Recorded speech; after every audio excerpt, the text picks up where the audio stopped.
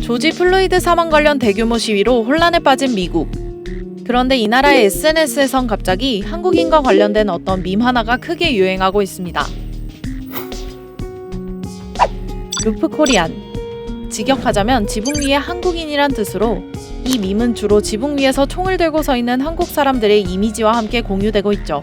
왜 하필 총이고 또 왜 하필 한국인인 걸까요? 자, 밈에 사용된 이 사진들은 1992년 LA 흑인 폭동 당시 찍힌 것들입니다. 흑인 남성 로드니 킹에 대한 경찰의 과잉 진압과 이후 판결에 분노한 흑인들로 인해 시작된 이 사건은 어느 순간 사건과 무관한 우리 교민과 다른 유색인종, 특히 흑인 간의 유혈 사태로 번져버렸습니다. 이 급박한 상황에서 한국 교민들은 자경단을 결성, 지붕에 올라가 총기로 무장한 채 자신들의 목숨과 재산을 스스로 지켜냈다고 합니다. 특히 대다수 남성들이 군 생활을 경험했던 우리 교민들은 남다른 조직력을 보여줬고 이 모습은 미국인들에게 큰 인상을 남겼죠. 이때부터 루프 코리안, 즉 지붕 위의 한국인들은 총을 들고 자신들의 생명과 재산을 지키는 미국 내 한인들을 가리키는 단어가 됐습니다. 그리고 올해 미국인들이 루프 코리안을 떠올리게 되는 상황이 찾아왔습니다. 시위로 인한 치안 공백 상태를 노린 약탈이 기승을 부리면서 미국 미네소타주의 한인 스포츠 의류 상점이 공격을 받은 겁니다. 이 때문에 약탈과 방화를 벌이는 이들을 상대할 사람들, 즉 루프 코리안이 미국에 필요하다는 밈이 다시금 유행하고 있는 겁니다. 루프 코리안을 다시 데려와. 우리는 주요 도시마다 루프 코리안이 필요해. 이 폭동엔 딱 한 가지 해결책이 있지. 루프 코리안. 미국인들, 특히 미국 백인들이 쏟아내는 루프 코리안 밈 관련 댓글과 반응들. 문제는 이 밈들을 통해 한국인들, 특히 한국 교민들의 교묘히 더 씌워지는 이미지에 있습니다. 세븐일레븐 지붕 위에 올라가서 흑인놈을 쏘게 해. 그게 루프 코리안이 하는 일이잖아. 너네 집 지붕에서 폭도 저격하게 한국인 고용하면 되겠다.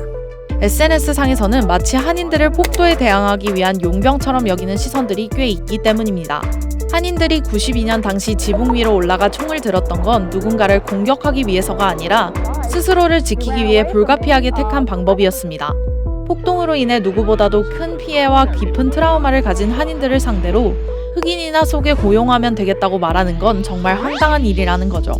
농담이거나 장난이라고 백인 사람들이 말을 하지만 굳이 언급되지 않아도 되어야 할 일에 또 저희 한국 사람들이 그냥 뭐 장난거리로 밈으로 이렇게 언급이 되니까 기분이 되게 안 좋죠. 나아가 흑인을 포함한 유색인종 한국인이 총으로 막아내는 구도는 문제의 원인은 가려진 채 유색인종끼리 유혈 사태를 벌였던 92년 상황과 똑같다는 지적도 있습니다. 진짜 해결해야 할 문제는 미국 사회의 뿌리 깊은 인종차별인데 교묘한 편가르기로 유색인종끼리 싸움을 붙여 본래 문제를 잊게 만든다는 거죠.